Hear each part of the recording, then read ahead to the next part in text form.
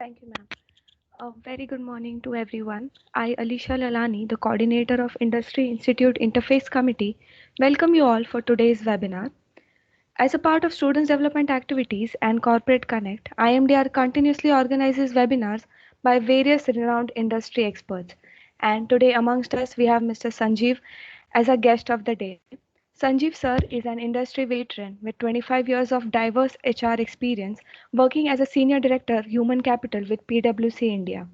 At PwC, over the last 11 years, he has played a multifaceted role: national HR head, tax practice, handling about 2,800 accounting professionals. He played a critical role to retain talent in a difficult market in India for the consulting segment.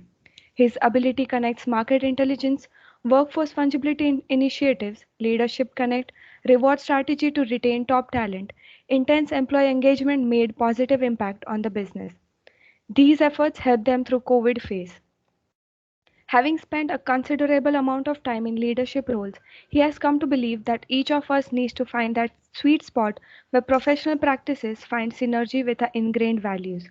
Sanjeev sir draws his core values of humility and service from two important institutions, the joint family he was blessed to be a part of, and his alma mater, MILS. His upbringing, education segued him into volunteering for several NGOs working towards educating the youth.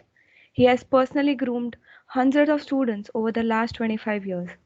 Sanjeev sir's professional journey began in 1995 handling industrial relations. In the next 2 decades, he ventured into myriad human resource portfolios such as change management, OD interventions, employee engagement, etc., working across sectors like manufacturing, shipping, software, market research, and professional services. His rich experience in his education as Masters in Labor Services helped him author HR policies that met the demands of rapidly shifting HR paradigms. While conforming to the laws of the land, he is an avid sportsman and pursues his interest in cricket, table tennis, air rifle shooting, sports biking, and very regularly. His involvement in outdoor sports, CSR, HRD networks, and coaching, coupled with a natural human and flair to adapt with any strata of society, helped him build a vast network of people around him. He draws a lot of enthusiasm and motivation at work from his team members and is proud of the team that he has built and developed in PwC. I request sir to take over and share his valuable thoughts with us. Over to you, sir. So thank you so much. It was very elaborate and overwhelming introduction. Can you please confirm whether you can hear me clearly? Yes, sir. Yes, we can. Cool. Okay. So we are starting almost like 10:30, and I really appreciate the time each one of you is investing in. Uh, uh, on Saturday, it's very difficult. I know that. When I was a student, I found it very difficult to catch up on Saturdays. So my colleague Ratnanjali Arora, she has joined, and a big thank you to Ratnanjali uh, because she put together the PPT that I'm going to be presenting. If you like the PPT, you can give credits to her. So she has put together some of the benchmarking practices, a little about performance management, little about diversity. We'll see how best we can make the best use of it. And we are at roughly about 10:35 now. So we will go on up to about 11:10, 11:15. Uh, just to ensure that you all are awake, I will be asking you some kind of questions. You can type it out in the chat box. And Ratnanjali, can you please read Sure. it out to me whenever they put it? Because if I'm on show, but I may not be able to read this. So we will do on and off on, PPT show mode, right? Yeah. So let me start this by saying a very good morning to everyone. And can you all unmute yourself and say good morning to me? Good morning. Good morning, sir. Good morning, sir. Good morning, ma'am. Good morning, sir. Good morning, sir. Morning, sir. Good morning, sir. Ma'am. Morning. And everyone else, because this is your opportunity to speak up. So Sir, let me just... sir, I have one request. Sure. Can we allow students to unmute and ask question? Absolutely. Yeah. Okay, that would be, I think, better. Yeah. If they, it depends upon them. Like if possible, they will write. Otherwise, we'll request them to unmute and ask. Thank you, sir. Feel free to do that. Let me spend 5 minutes to talk about myself, and so I think there is already very good introduction that Alicia has done. Uh, so I just wanted to take you back by some 25 years where I started my career, and I remember one question that I had those days is whether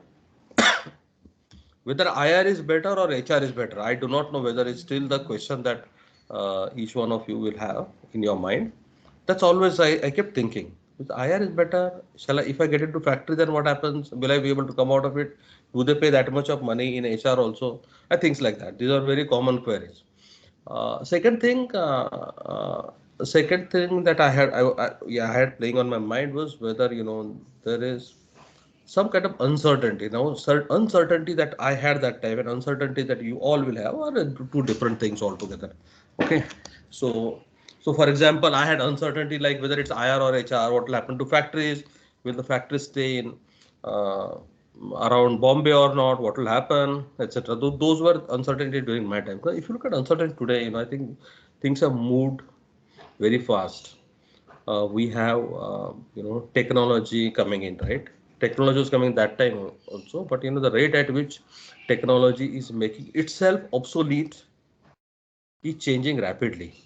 Every other day you see new apps coming, every other day you see new service providers coming, every other day you see new HRMS packages coming, etc. So it's good, I think. It's good that we are moving very fast. So I felt that when I started my career, I was in a better shape than what you have. What is the positive side now? The number of career options that you will have now will be huge, vast. Okay. So we were focusing on only one area and developing ourselves into it, right? We were developing ourselves into performance management, comp and ben, recruitment, and so on and so forth. Now, if you look at it, you have got domain knowledge plus technology, domain knowledge plus legal. So all these combinations are available today. The number of things that people are learning today, we never had those days. So it's a good problem to have to my mind. So what we'll do is in my presentation, uh, I'm going to share my thoughts around what are the competencies that people should be looking at. What is the competency you all should have? Our core topic is performance management. So for you to understand how do we manage the performance, you need to understand what are we going to measure. When you say performance, it means different things to different people, right? Some person will feel that it is about skill, some person will feel that it is about technology. So it's a combination of all of that. So we will touch upon some of these areas.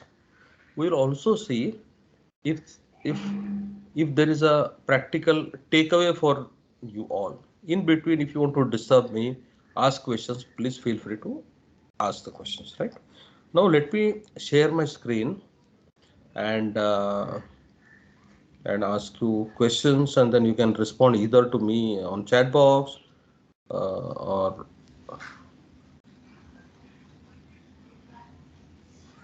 can you see my screen, please? Yes, sir. Hmm. Yes, yes, sir.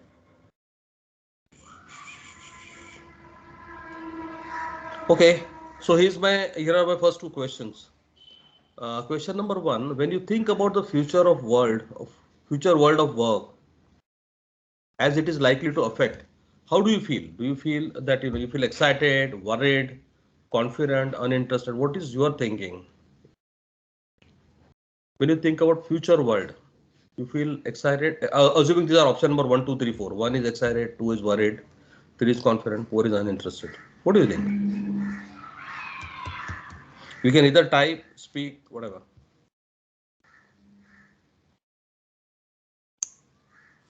Patanjali, can you keep track of what people Of course, excited, sir. Yeah. excited?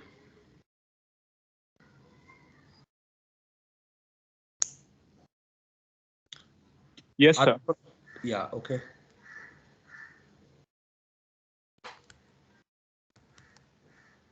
Are people typing anything there?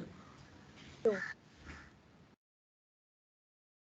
Okay. Students, please reply through chat box or else unmute and give the answer.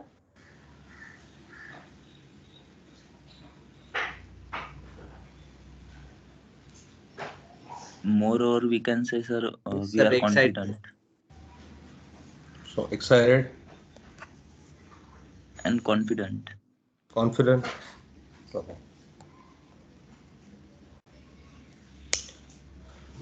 Okay. Next question is: can technology replace the Excited. Students are writing excited. Okay, excited. They have written excited, yeah.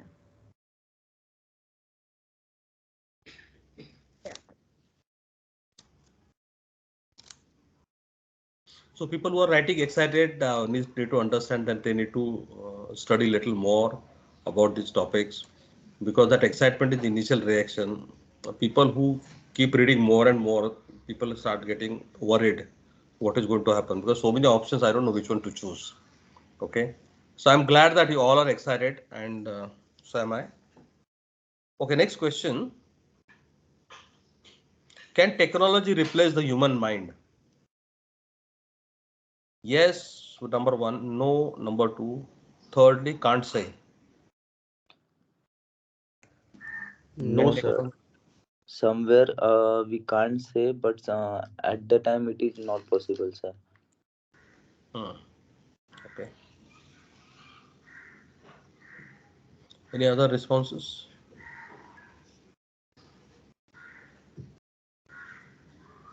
No, sir, I don't think it can replace. It can. Yeah, everybody is saying that only. Hmm.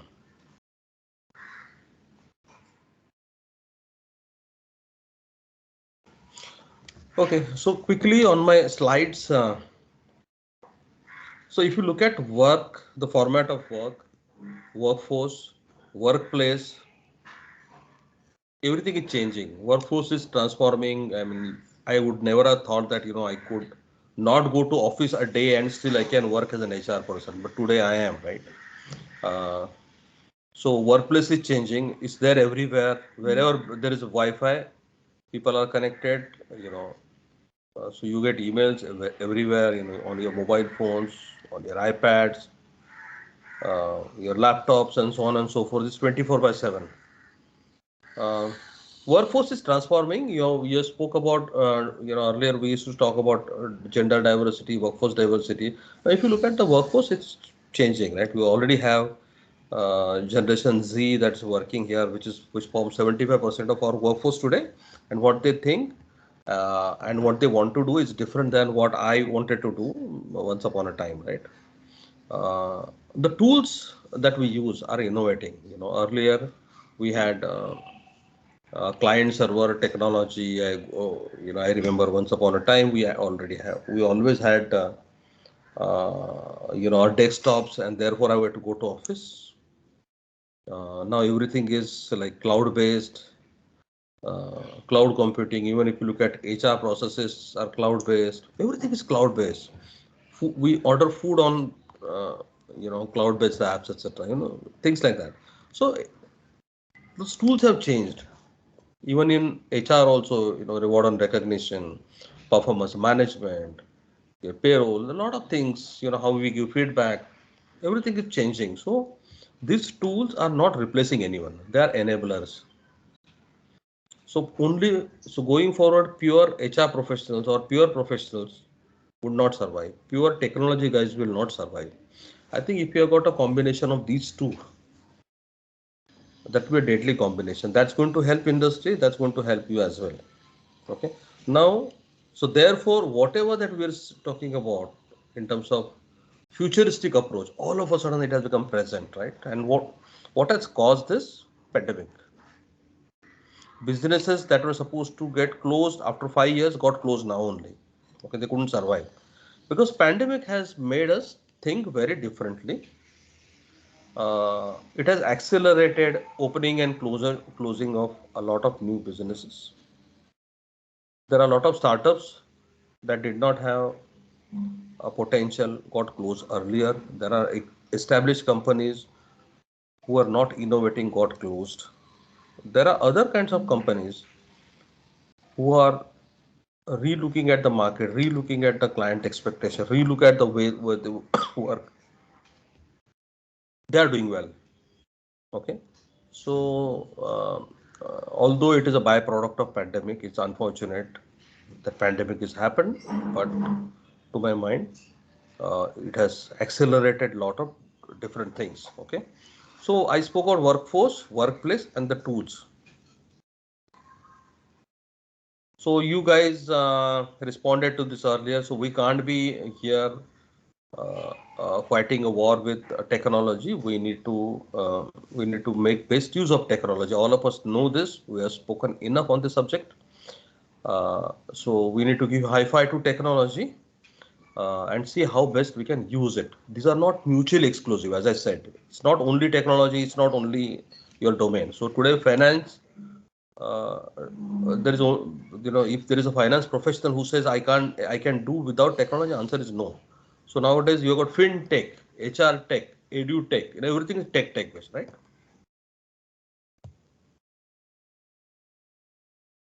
So what are the statements that we hear in our daily life?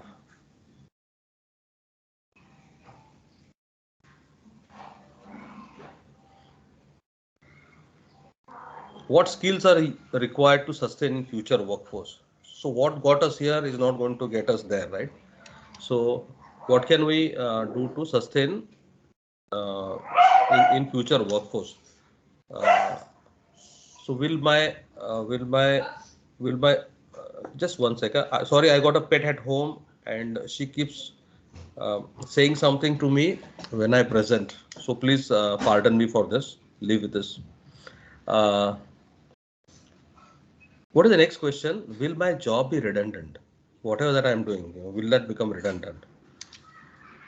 What do I need to be ready for better tomorrow? What should I do differently? And VUCA world, and that was topic of our discussion today. So VUCA happened for many different reasons earlier, but now VUCA is happening for a very different reason altogether. There is a lot of uncertainty, volatility in the market, right? Uh, so what has changed? Technological shifts, generational shifts, social shifts, right? A lot of things have changed. Now you would have seen rapid urbanization happening. Now you would have seen that when large organizations that are hiring talent, they are not hiring only from Bombay. They are going to Indore, they are going to Ujjain, they are going to Jaipur, they are going to Ludhiana, Chandigarh, everywhere, right? So we are looking at talent pool which is available everywhere, right? Uh, so today we have a particular work format. Now that work format is going to change. So therefore, the people that we have or talent that we have currently to cater to my current needs and the talent I would need for future needs, that has to be different, right? I'm sure you guys will agree to this. And how do we bridge the gap? So today industry has this question. Number one, what skills are needed? Secondly, what is that we should do to infuse more talent? Okay, now the talent is not existing currently. In a lot of places, the need that we'll have for tomorrow, we don't have that talent today. So how do you deal that? If we want people to learn some new technology, so let me give you some examples. If you just do a Google on essential software technologies or technologies that are going to change the world, and then you've got things like AI, your virtual augmented reality, drones, and whatnot. So you've got 3D printing, etc. Right? So So if you look at these technologies, so today we are wherever we are, right? Today we know about Tesla car, but tomorrow there'll be more and more Tesla and such variants will be there. So how do we groom our talent to go there? Okay. So any questions till this point? Anyone has any question? Am I clear about the talent gap and the future of workforce? Any questions? Unmute and ask me questions if needed.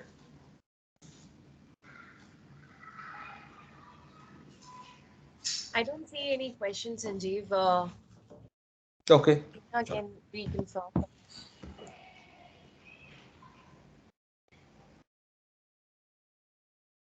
I hope they are not logged off. I can't see anything. No, they have not logged. They're very quiet as a group. Sir, they may ask question at the end, but right now also one is asking. Yeah, Yes, sir, Anand we raised the do hand. have Yes, Diganta. hand raised from Diganta.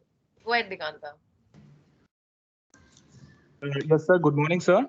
Good morning. Sir, my question is that since there is a gray area between worry and excitement about the future, so I think I just want to ask that where do you see the need of universal basic income coming into play due to automation?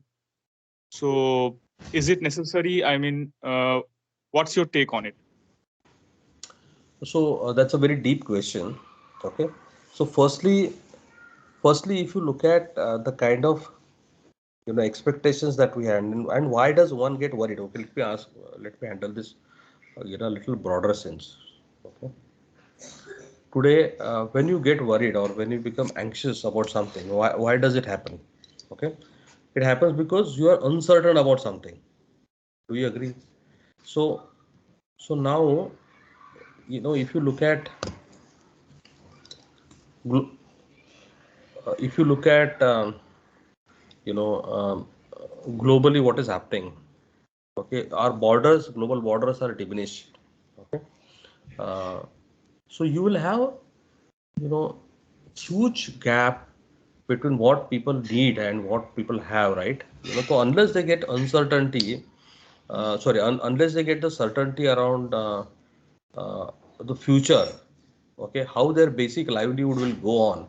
Okay, today the skills that they have is going to become obsolete tomorrow. So the anxiety is coming out of that. Today you must be good at something. Okay, but tomorrow you don't know what's going to happen. So basically, if you look at that perspective, to my mind, that anxiety is arising out of that. So I think the moment they get that comfort in terms of their competency, they get that system in terms of ecosystem, governance, etc., it will sustain for a longer time.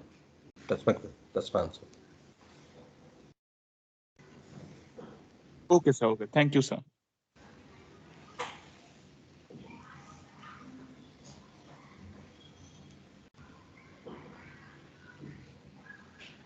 Just one second.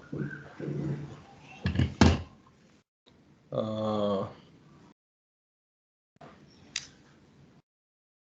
so what are the organizations looking at? Uh, Business strategy. Now, if you look at our growth plan, estimated impact technology that you'll have on our roles, skills profile of the future. Now, if you look at that part, okay, now, and this is the point that I was making, that if you look at knowledge, skills, and abilities and personal characters that they need to have in future, so there's going to be a gap. So the way companies are looking at it is that do we have the talent that fits in the future? How can you upskill and reskill present? All of a sudden, you're not going to manufacture new skill, a talent. We need to upskill. We need to reskill the current talent. Or is it only technology? Is it only going to be humans? So so these are some issues that organizations are grappling with.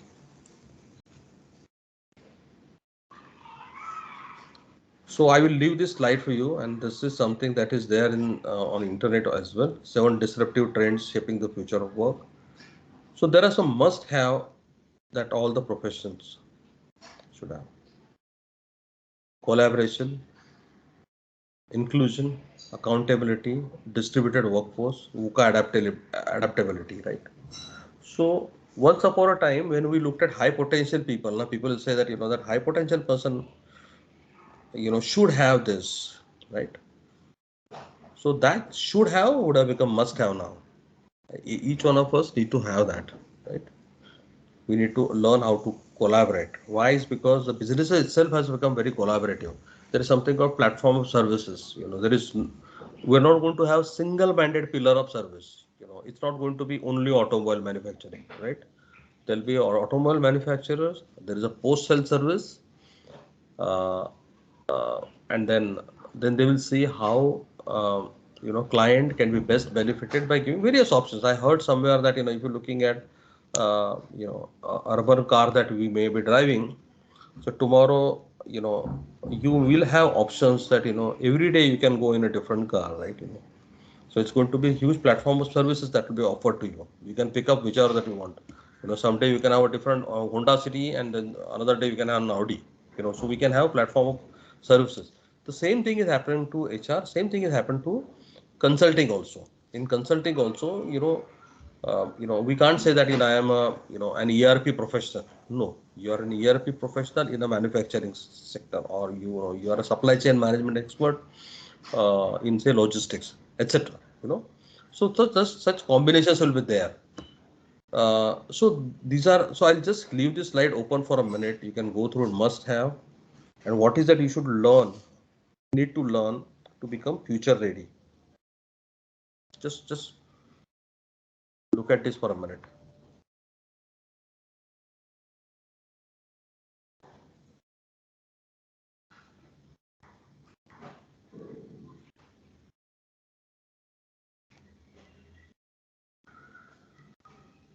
Any questions from the group?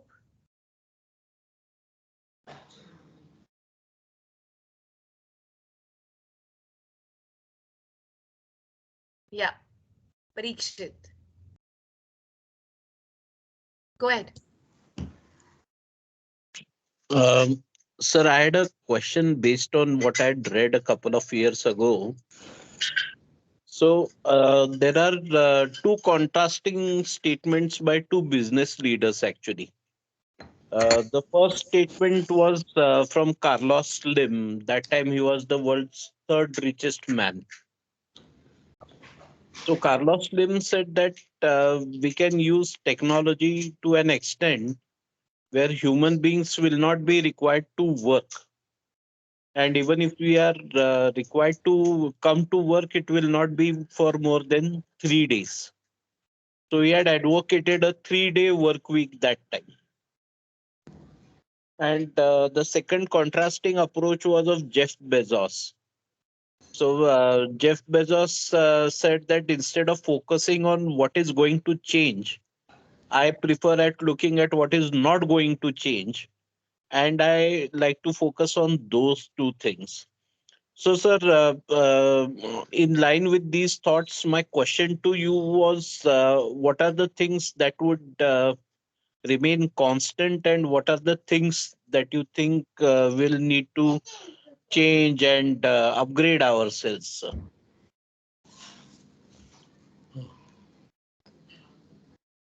Okay, so again, I am not an expert on, or I am not the person who would like to comment on what they said.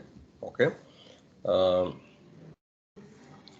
Even if even if I look at a combination of what they said, which is like actually these are like chicken, it's chalk and cheese, right? So two different approaches.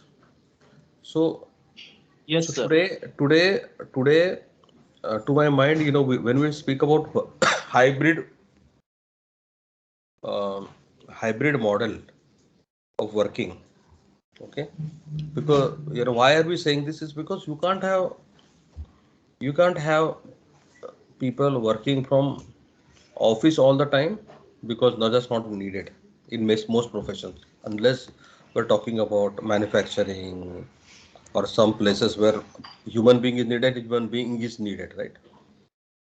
There are places where everyone can work from home, so that is another extreme. But if you look at largely, current everyone is driven by deliverables. Now, the work format, or workplace format, is a result of what business needs are. If your client wants you to be in office, you need to be in office. If you can work from home, you can work from home. End of the day, your deliverables, the way you are delivering, etc., is changing because of technology. So, even if you look at, so today, if you look at litigation, and court cases, etc. I'm just giving a simple tactical example. One need not go to office, right? Or one need not go to courts any longer. Everything is happening so virtually. So to my mind, if you need to adapt to this, because there is huge adaptation that is required. I gave my own personal example that I could think of uh, I could think of HR person only in office, because I'll say where that's where people are, right? I need to go to office, understand their problem. That is gone. There are not many people in the Right. office today, right? So we need to change. That I is think what is important is learning agility is very important. yeah. And the other thing about change is it is the only constant. I mean, if we look at what happened in the first wave when companies all of a sudden discovered that, hey, we don't actually need many people coming to the office. They can manage from home and the productivity is not that affected. Hmm. Going from that, then again, the situation has come, especially in the case of IT companies. The situation has come that they are again inviting people back on the campus that, please come back. So changes do happen. That's why it always remains a question, sir, that what will change and what will remain constant. That was the conundrum I had in my mind.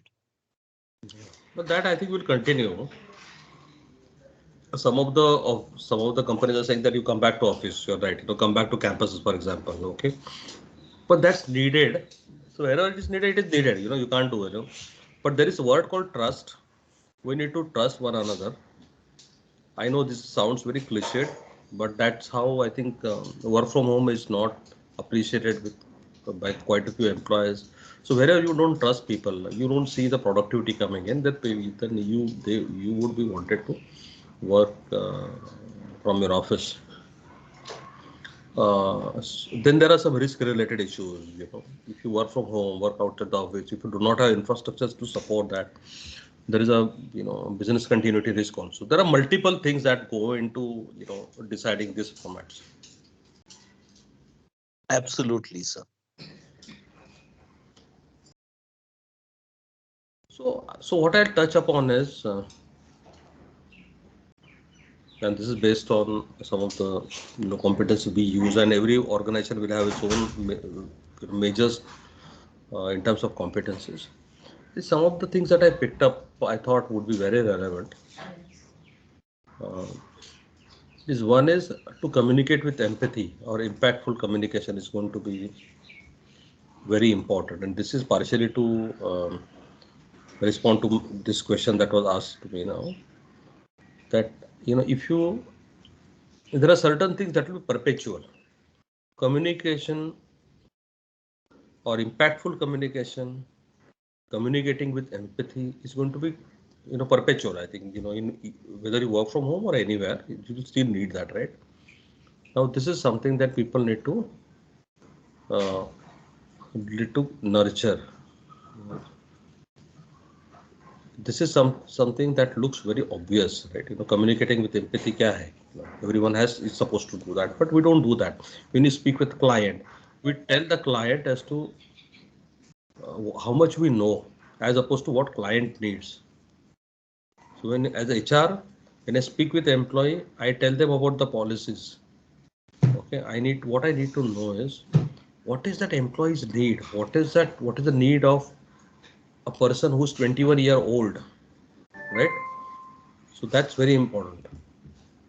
So this one competency that will cut across, regardless of levels. Secondly, business acumen. When I ask these questions to people as to what do you read, people tell me that we need read newspaper, or our professional journals like HR journals or finance journals. Okay. So so if you really want to understand uh, uh, business, you need to do more than that. Suppose I am working in consulting, or if I am working in say insurance as a sector. So I need to know what happens in insurance sector in India, globally. How does it impact? Suppose there are some certain events happening in the US in insurance. How is it going to affect me? How is it going to have impact on me? Okay. Uh, what has what has what has GDP got to do with us? HR people ask me the question, why should we know what is GDP growth rate, etc. So we keep telling our CEOs what has happened in the past. We tell them that so many people are left. This is the compensation we did, etc. But that has happened, right? So CEO wants to know what is going to happen after 10 years, right? So therefore, if you have business acumen, it will help. It's going to help you immensely. Hmm? Thirdly, technical acumen. You need to be thorough in what you're doing. Okay, we can't be doing job of an event organizer, right? Event organizers. You ask them to organize an event, so they will put together 4 service providers and say, here is the event, right? So it doesn't work like this. I've seen these traits of late in a lot of people, where they are trying to aggregate what is happening around, right? For example, if I say, what is your take on this? What is your take on core labor code? So they will say, okay, I'll go and talk to a legal head and I'll come back to you. I say, what do you think about technology? I'll talk to somebody and come back. It doesn't work like this. You need to be thorough in whatever that you are doing. Do some research. Suppose you are an OB specialist, OD specialist. You are an HRMS specialist. Whatever that you are doing in your own roles, you be thorough. So while you are supposed to take care of width, depth is equally important. So technically, you should be thorough in whatever that you're doing.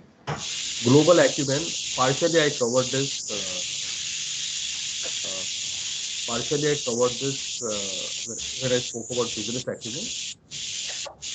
So globally, whatever happens affects us. For example, today, let me give you a simple example. If you look at recruitment that we are doing, right? When you're recruiting people, laptops are not available. Laptops are not available because silicon chips are not available. Silicon chips are not available because of something happening in Afghanistan. I mean, we can assume that whatever that you are doing has got some global impact. I give you a simple practical example. Okay, now if you take it to the next level, you're a finance head, marketing head, whatever, HR head, whoever you are. So globally, if you are not attuned to what is happening, it's not going to help you. So read what is happening globally. Uh, you know, read newspapers, read Forbes, or this business magazines. Okay, it will give you a good grip on global happenings. Then whole leadership. What is whole leadership? So we have got people who communicate well, able to think beyond a short term. Like can you think in the future? Can you think for future? What is going to happen tomorrow? What is going to happen 5 years afterwards? Okay, after 5 years. So if you build all these things together, that will give an idea as to what kind of persona that is required in the times to come. So you need to build, and this is very simple.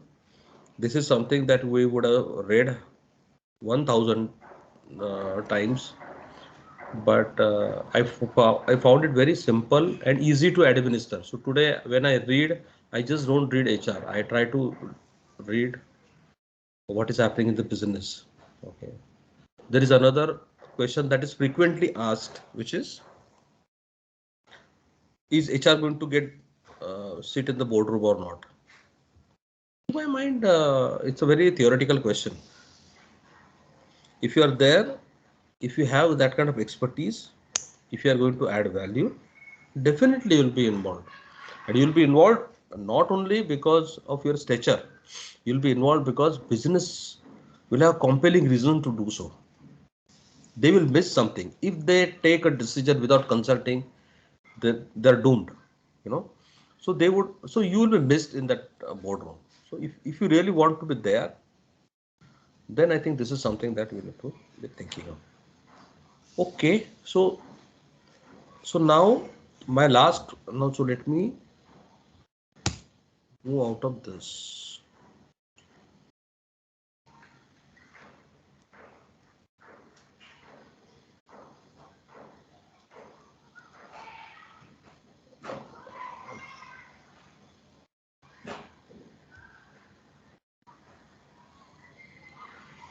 Have I stopped sharing? Yeah. Okay. So I spoken a lot about, you know, these 4 competencies. Now the best part is, how do you manage performances, right? The performance is a combination of all of this, right? The competencies that we spoke about. Now these competencies, then, you know, we have this regular appraisals, regular feedback, etc. I think that's going to go away now very soon. You will find, you know, that year-end appraisal, increment, bonuses, etc. That's passé now. Right? Eventually, you will get into a situation when we have got people who are like independent professionals working with us. You will be given a feedback. That feedback has to be on a regular basis. That feedback has to be on time. And then in the end, we look at the compensation. Now, the compensation will be based on your market positioning and all that, right? Uh, but the appraisals cannot be a year long, end of the year affair. Appraisal will comprise of your competencies that I spoke about just now. Uh, are you innovative? Are you agile? Are you learning? Are you adding value to business, etc.? So these are the things that will be looked at when you are going to be appraised in future. Okay. You would have seen a lot of startups uh, in India. There are a lot of initiatives around sustainability. Uh, so these are some good areas to be in. Uh, you know, if you look at startups operate differently than your age-old established organizations, right? So you need to learn something which is very different. If you really want to survive in startups, you need to be more innovative. You know, you need to be looking at things very differently, etc. Okay. So, so, so long and short of what I'm saying is, the way we are operating now and the way we are going to operate going forward is going to be different. The way we are going to be assessed is going to be different. Uh, you need to be more agile. You need to learn. Some of the good questions the students asked only tells me that you all are reading. You're open. You know, you're external focused. That's very important. My last piece of advice is there are two things that drive us when it comes to client servicing: contents and connect. Content and connect. Content is, I said that, you know, you need to be thorough. You need to be knowing what you're supposed to know. That is one part of it. Okay. Now, secondly, very important is connect. If you do not have connect with your clients, your internal stakeholders, they are not going to get convinced. Okay.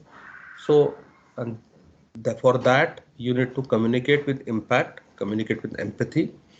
You need to be building trust when you speak with people.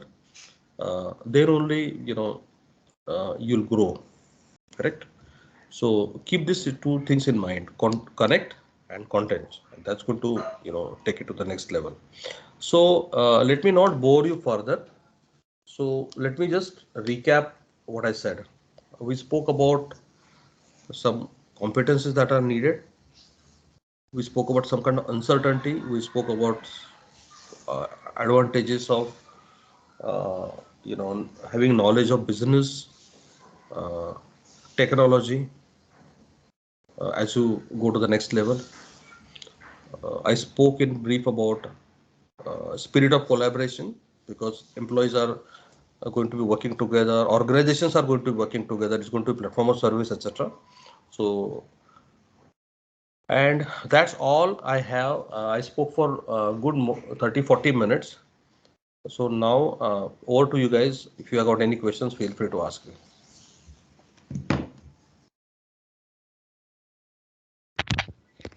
Yes, sir, we do have a question from Parikshit, sir. Speak little Ye- loudly. Can't hear. Yes, sir. Am I audible? Yes. Yes. Uh, one thing towards the end of your narration you mentioned is very critical, especially for a service-oriented organization, and that is client relationship. So, will client relationship continue to be a critical aspect even if most of the job is still handled by technology? Where do you see technology fitting into the CRM parameters, sir? Okay. Very good question, I must say. What's your name? Sir, I am Dr. Parikshit Mahankar. I am a I can't faculty. see. Yeah. No, I can't see things. Okay. Yeah, due to bandwidth issues, I am currently not able to switch on my camera. No, no problem. Uh, but I think I was audible with the question. Yes. Absolutely. Okay. Yes, Uh, sir. so one is, if you look at CRM, say it could be Oracle, Siebel, Vantive, whichever CRM that you use. Okay. I feel that what is the end result? Okay. So end result is client relationship, right?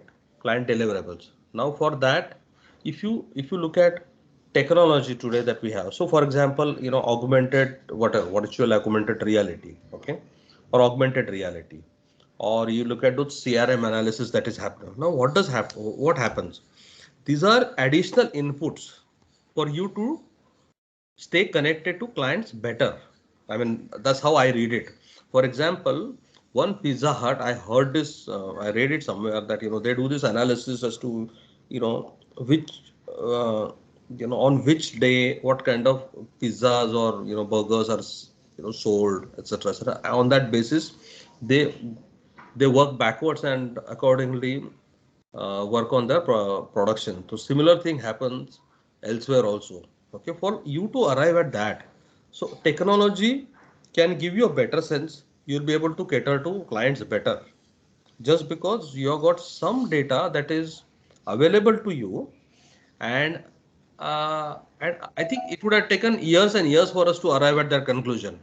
But just because of data analytics, very powerful data analytics, that you can cut with these cuts, and I think that's to technology, to my mind, is a kind of big enabler for us to cater to clients. That thinking that clients should be served was always there. Which clients, what do they want, how can we serve them better, is something that CRM can help us with. I hope, sir, I answer your questions. Yes, sir. There was one sub question attached to it.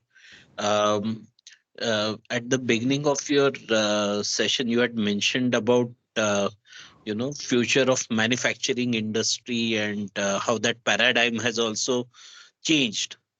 So, sir, we all understand and appreciate that service-oriented organizations have an absolute need of staying in touch with clients, and I think that is one aspect that will never change, probably looking after the clients. Uh, Manufacturing sector, on the other hand, seem to be slightly less driven in that area. Uh, will technology make any difference in manufacturing vis-a-vis CRM? What is your experience on this count, sir? So your question is, is whatever that we spoke about CRM just now, it's more of, Correct. it has got So, flavor of service orientation, correct? So is I it gave going example of, to be say, pizza. equally important in manufacturing sector, or will we see some differentiation? And if there is some differentiation, how will technology play a role in it? Yeah, that's So let me respond to this. So we can take any example. So for example, your FMCG players, right? Or your pharmaceuticals. Etc. So we got our manufacturing setups. They used to be situated near ports, etc. in the past, right? Because that's a convenience of doing business. Then, secondly, there was a thought that we will move this base to elsewhere. People are gone to Himachal Pradesh, Baddi, and things like that because of the tax holidays. They are gone there. Okay. The third very important part is, if you look at the logistics or supply chain, okay. Now the supply chain is not only to save cost in logistics, but supply chain is also because of concentration of particular clients in a particular geography.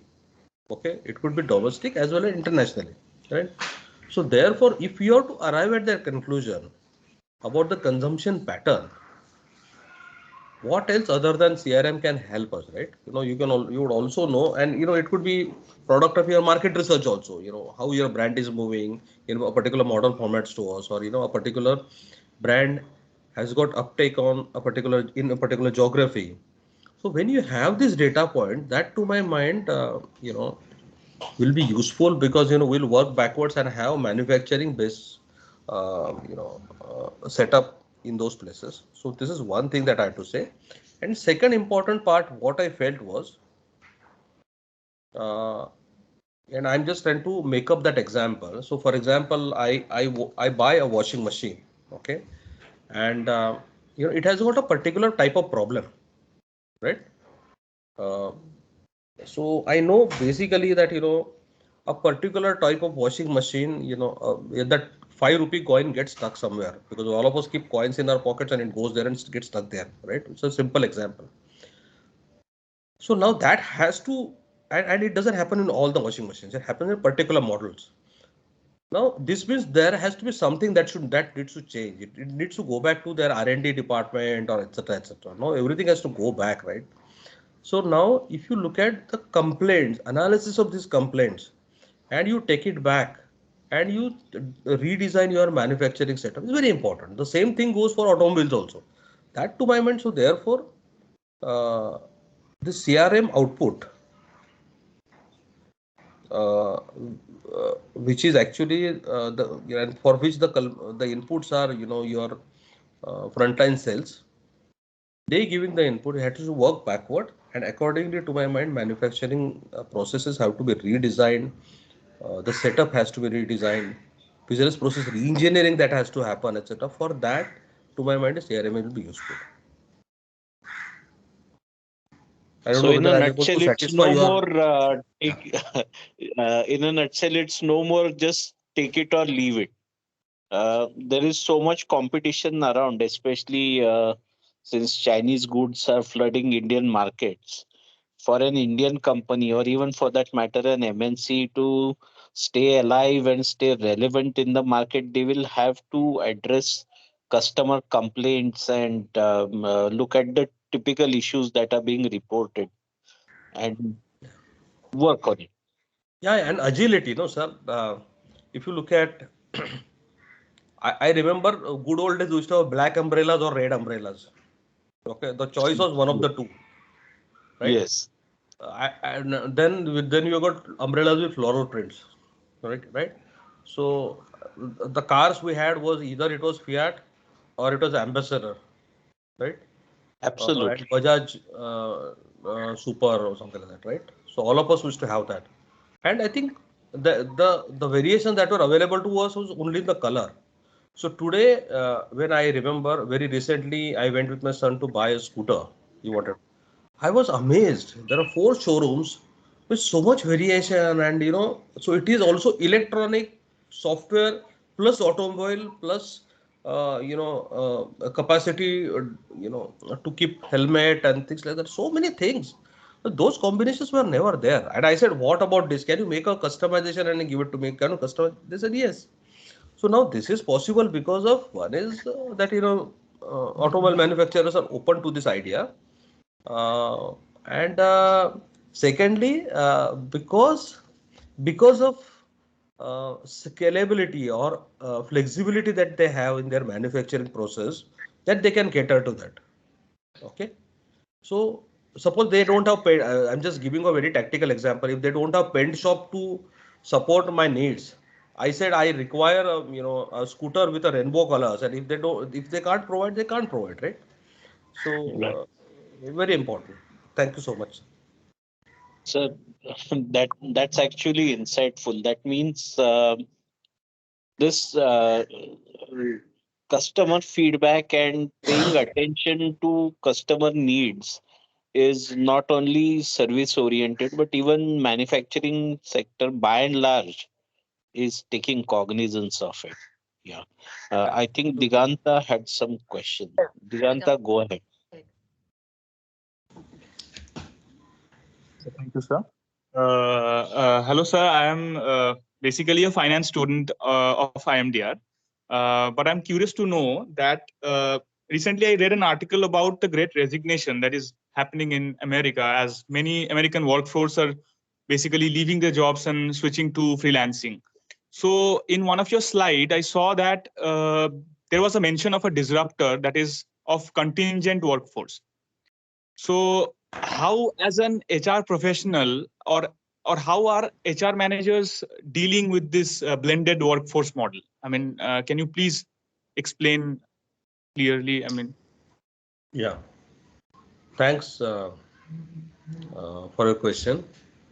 You're right. And the great resignation is not only in the US; it's there everywhere. It's in India, it's in Maharashtra, it's in Mumbai, it's in PwC, it's there everywhere, and all the places is there. yes, sir. Yes, sir. What I am unable to understand is where exactly people are going. Okay, so it is like that great interstate migration. So similarly, a mechanical engineer wants to become a software programmer wants to make an app.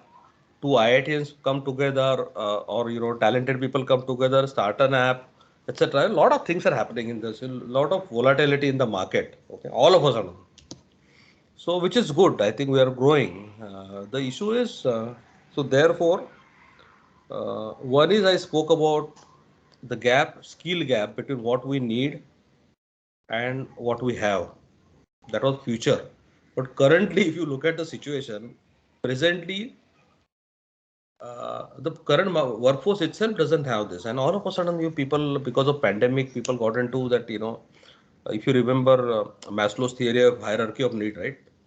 So the self-actualization need at the top. All of a sudden, people have jumped 3 steps and gone ahead, and everyone wants to. There are a lot of people who say that no, I want a break. I want to go, to a place where I can calm down. I don't want to talk to anyone. Take rest, do meditation. Spend time with family, pursue hobbies. I want to learn violin and things like that. The list is endless, right? So therefore, they realized that three cars are not needed. One is sufficient. I don't require such a big house. Small house is fine because nothing changes. It is okay if I don't go out. It is fine that last 1 year I did not travel anywhere. I did not go for international holiday. I don't think that my family has broken down or something like that. Nothing has happened. In fact, we are enjoying staying with one another and things like that. So long and short of what I'm saying is things have changed, and one of the fallout was gig economy, right? You have heard about Uberization of workforce, etc.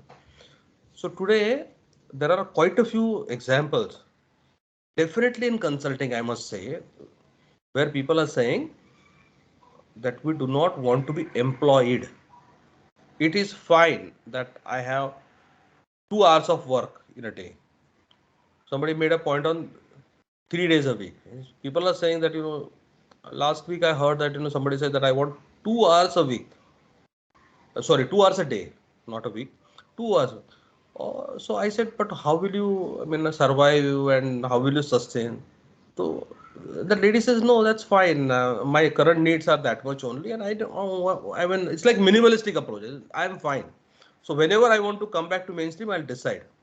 So you will have more and more examples in gig economy that are coming up, where people are saying that they will be available only for a particular period, only for a particular assignment, then they will go back to their own ways of working. So you have more and more people thinking like that.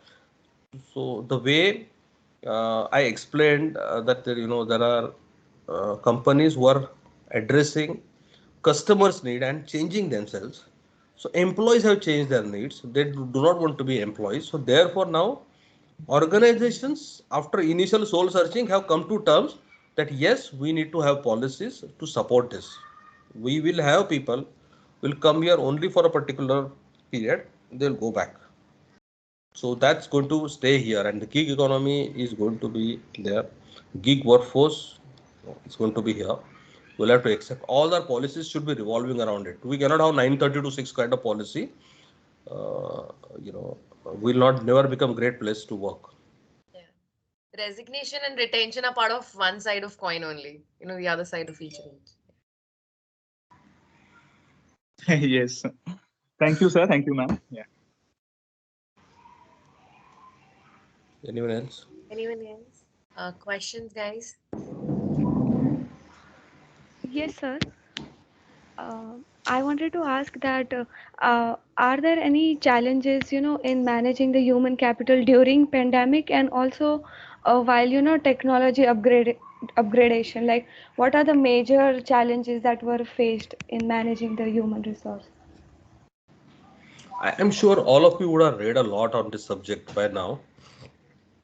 So firstly, I think human capital team in their own KRS, they have written 3 pages full of things as to what they have done in last 1 year. Because number of things that we have done. One is from health and well-being. Number one, because we gave a lot of support to people in terms of providing healthcare support, and then mental well-being. The people who went through depression, we had to go out of our way to give them that kind of health support, family support, etc. The people who are running short of health facilities, like hospital beds nahi hai, so we have to talk to people, get their your oximeters, oxygen suppliers, and things like that. So we're all busy doing that because that is the need of the hour. So this is one part. Second part is managing uncertainty. People don't know what is going to happen. So we never thought that after, I think most people could never realize that after 2 years there is going to be a year of resignation. Because 2 years ago, everyone has been talking about dark and gloomy things, how we can save our jobs, let at least salary payout happen on time and things like that. That's what we were thinking, right? All of a sudden, uh, uh, you know, great resignation has happened. Uh, Thirdly, if it was not Hangouts or Microsoft Teams and virtual tools like this, we would not have been successful.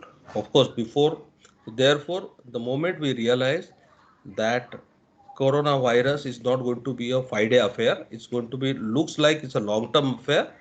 So immediately, what we did is first thing that we did is business continuity planning. Try to assess whether our infrastructure will be able to support to that. Uh, all the laptops uh, were checked whether it can support us in terms of technology, everything is working. Our in-house legacy databases, are they working or not? Because there cannot be any business disruption. So supporting people in doing that, supporting business in doing that, to ensure that business continues, right? For some time, I think most organizations did not have business. We went down. Many companies did not have business for some time, right? So so in such time it is very important that we keep everyone together. We need to communicate more. So this is the time where leadership need to connect to employees more. So that is what we did. We have more employee connect event. In fact, earlier HR used to sit in the bay, and then employees will come to them and asking for some questions. We know that, right? Now that facility is gone. HR is not existing in office any longer. They are sitting in their own homes. So that time it was important for us to proactively reach out to employees. So we have employee reach out programs. Okay. That's what was needed, and that's what we did. So it was a very different year altogether. It has also taught us that, for example, appraisals need not happen face to face. It can happen virtually also. Right? Interviews can happen virtually. Assessments can happen virtually. Leadership development programs can happen virtually. You don't need to be there, right? So many new things have happened. So HR has to firstly understand how technology works. Uh, and last point I have to make is I gave a long lecture on what others should be doing in terms of adapting themselves to technology. HR had to also understand that each and every person in HR became a tech person, trying to find out whether we can get a new tool in reward and recognition. How can we connect more? How can we reach out to employees? How can we give employee self-service on an app mode? Can they give feedback on the fly on mobile phones? You know, e-learning, learning on demand. Uh, some of these things we did differently. That's from my side. Thank you, sir. Okay, I think we overshot the time, ma'am. Are you upset with me, Shruti, ma'am? Yes, sir. Now I would like to call Poonam. Poonam, are you here? Yes, ma'am. Yeah, please go So, ahead. Poonam, before you start, let me tell you this. Okay, let me make your life more miserable. So during our college days, there was a day when I was also of your age, right? So, so there are two things I always got worried. One is whenever there is a guest speaker, you have to do introduction, and has to keep bugging up that thing, right? This is what I'm going to say. God help me, I don't make any mistakes. I should not do typos. I hope things are fine, etc., etc. That is one. And secondly, vote of thanks. Okay. I mean, they used to just, I don't know, we in our college, there used to be a very random sampling method or something like that. So all of a sudden, when we used to go to study tour, I remember all of a sudden somebody will get shit in my hands. You are going to do vote of thanks. So then the moment that shit gets into my hands, my entire interest in that visit will be gone, because all I'll be doing, making notes, making some changes, and saying that God help me, I should not say something by mistake also. कुछ होना नहीं चाहिए problem, etc. So I don't know whether you have the same sentiments as you are going to conclude the session. Yeah, thank you, sir, for your advice. Like, it's my immense pleasure to present vote of thanks. I, Poonam Digwani, on behalf of Deccan Education Society, IMDR, would like to thank you, sir, for giving your precious time and inspiring us on this topic of dynamics of changing performance management in VUCA world. So your thought really inspired us, as you mentioned about workplace, workforce, and tools, and how technology is an enabler for us, and being tech savvy is so important nowadays. You also mentioned about future workforce scenario and how professionals should behave, like what are must have things for professionals, like collaboration, inclusion, accountability, VUCA adaptability. And you also mentioned about future workforce personas. You mentioned about impactful communication, how to communicate with empathy and its perpetuity. You also told us about business, technical, and global acumen. And you also mentioned that how depth and width is important, and about whole leadership, how thinking for future, how to forecast think is a very important thing. And you also told us that continuously upscaling yourself and reskilling or rescaling is very important for the future. Up for appraisal, you need to be innovative, you need to be agile, you need to add more value to organization. Also, you told about the client relationship, how content and connect is very important. So yeah, this piece of information is really helpful for us in our future endeavor. Thank you so much, sir. I would also like to thank our director, faculty, non-teaching staff for continuously encouraging and supporting us for such corporate connect. I thank the entire student organizing team, technical support, and last but not the least, I thank all my student colleagues without whom the session wouldn't have been successful. Thank you. Thank you. Thanks